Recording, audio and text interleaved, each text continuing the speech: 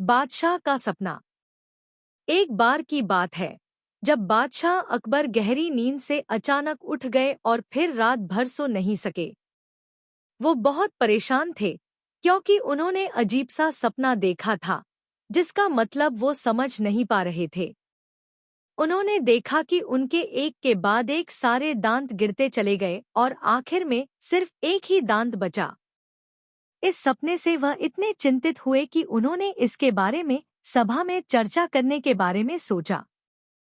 अगले दिन सभा में पहुंचते ही अकबर ने अपने विश्वसनीय मंत्रियों को सपना सुनाया और सभी से राय मांगी। सभी ने उन्हें सुझाव दिया कि इस बारे में किसी ज्योतिष से बात करके सपने का मतलब समझना चाहिए। बादशाह को भी यह बात सही लगी। अगले दिन उन्होंने दरबार में विद्वान ज्योतिषों को बुलवाया और अपना सपना सुनाया। इसके बाद सभी ज्योतिषों ने आपस में विचार विमर्श किया। फिर उन्होंने बादशाह से कहा, जहांपनाह, इस सपने का एक ही मतलब निकलता है कि आपके सभी रिश्तेदार आपसे पहले ही मर जाएंगे।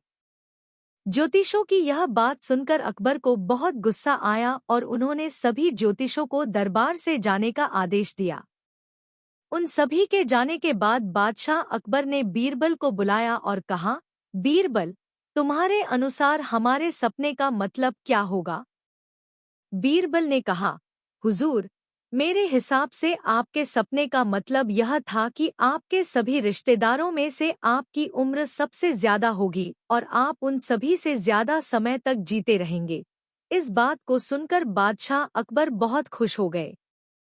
वहां मौजूद सभी मंत्रियों ने सोचा कि बीरबल ने भी ज्योतिषों की ही बात को दोहराया है। इतने में बीरबल ने उन मंत्रियों से कहा कि देखो, बात वही थी, बस कहने का तरीका अलग था।